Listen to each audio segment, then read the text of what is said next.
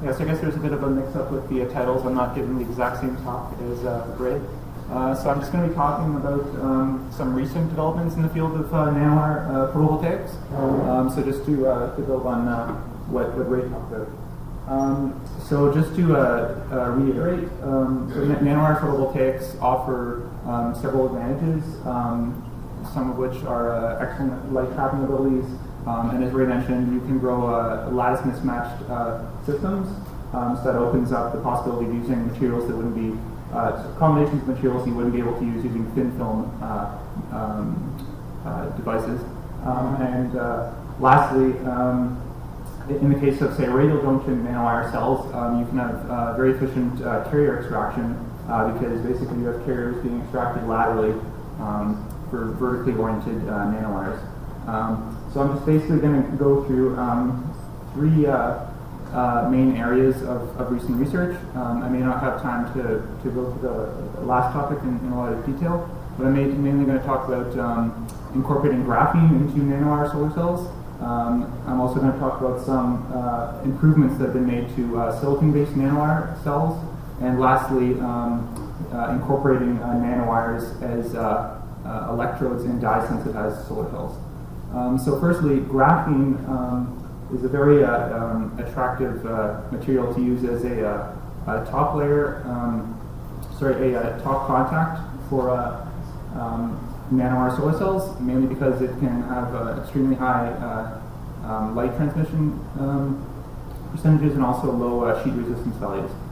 So this is just a paper from 2011 where they described fabricating a Schottky junction solar cell. So basically, they etched silicon nanowire array in a crystalline silicon wafer, and then they grew a single layer graphene sheet on a copper foil using chemical vapor deposition, and then they basically mechanically transferred the graphene onto the top of the nanowire array, and they used PMMA just for structural stability.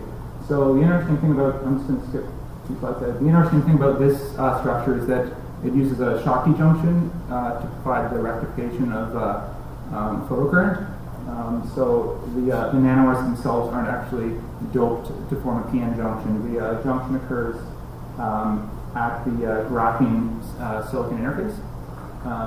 So here's just three example cells they made. The efficiencies aren't super great, but it's just a proof of concept to show that you can actually use graphene as a top contact. And more recent research has been done. So this paper describes growing in-gas nanowires directly on graphene. So this is kind of neat. It's basically it's a form of van der Waals epitaxy. So basically, if you have a two-dimensional material such as graphene, you don't really have dangling bonds on at the upper surface. So if you try to grow something epitaxy on top of it, you don't necessarily have covalent bonds forming between these atoms and the atoms of the two-dimensional material. So you just have these very weak van der Waals interactions. So that means you can have nearly perfect crystals grown on top of graphene layers, even if they're not lattice matched. So in this case, they used indium arsenide to form the bases of these nanowires. So basically, they found that if they grew indium arsenide by MOCVD on the graphene, it would preferentially form islands at defects in the graphene. So this basically nucleated these little islands that could then be used to basically they could grow in-gas nanowires on top of these islands. And yeah, so here's just three example cells that they made. So the first one is just an axial junction cell, and then here's a radial junction cell, and then lastly there's a radial junction cell with an additional gallium arsenide passivation layer. So this cell had the highest efficiency. So and here's just some results of these cells under illumination. So again, the maximum efficiencies aren't super great. I think they got like 1.9% efficient, but again, it just shows that you can make a fully integrated cell growing these nanowires directly on graphene. Potentially that could be a very cheap substrate. So my next topic is just a few improvements that have been made to silicon nanowires. So here it was a recent paper from earlier this year where they described making core shell silicon nanowires grown just on a glass substrate. So these consist of a P-type crystalline silicon core. So that's these skinny blue nanorods here, and those are covered by an intrinsic and N-type amorphous silicon layers, which are commonly capped with ITO for the top transparent contact. So these have been measured up to 8.1% efficient, and again these offer the potential to grow on very cheap substrates while using extremely small amounts of material. Another recent area of research for improving silicon nanowires is investigating passivation schemes. So one of the problems with nanowires is you have extremely high surface area to volume ratios. So that means surface recombination effects become really important. So it really underlines the need for high quality surface passivation. So this research group just investigated using several different types of dielectric layers to provide a field effect passivation due to fixed charges at the silicon dielectric interface. And they found using a thermally grown silicon dioxide capped with silicon nitride layer provided the best passivation, and they got to 9.9% efficient. Okay. So lastly, for improvements for silicon nanowires, here was a recent paper from earlier this year that describes a novel method of doping silicon nanowires.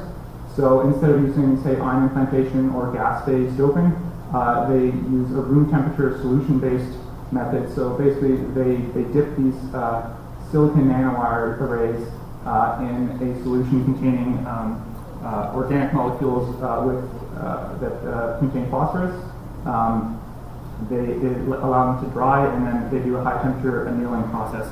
And so this basically allows really high quality conformal coverage of the doping source, so they can have very uniform doping along the outer surface of these nanowires. So my last topic, if we have a bit of time, is just I'll just briefly go over the use of nanowires for dye-sensitized solar cells. So basically, and I'm not really a dye-sensitized solar cell guy, I don't know much about this topic, but the basic idea is that you'd use transparent nanowire arrays as one electrode of your dye-sensitized cell. Back to the idea that nanowires have very high surface area to volume ratio. In this case, that's actually a virtue because you want to have an extremely high surface area so that you can maximize the light absorption from the dye-sensitized particles that are on the nanowire sidewalls. So here's just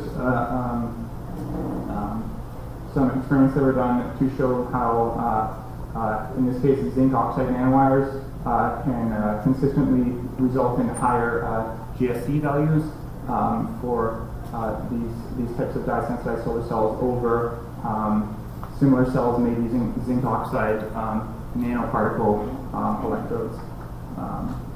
And lastly, here's just an example device where they have these vertical nanowire, zinc nanowire arrays, and then they have an electrolyte-filled polymer resin.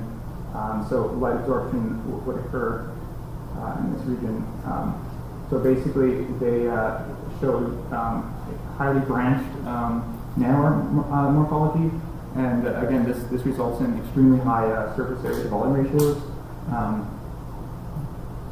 guess we're kind of over time. So that's basically it. So right now, there's tons of. We can let the people read. Sure. Okay. Thank you. Any questions?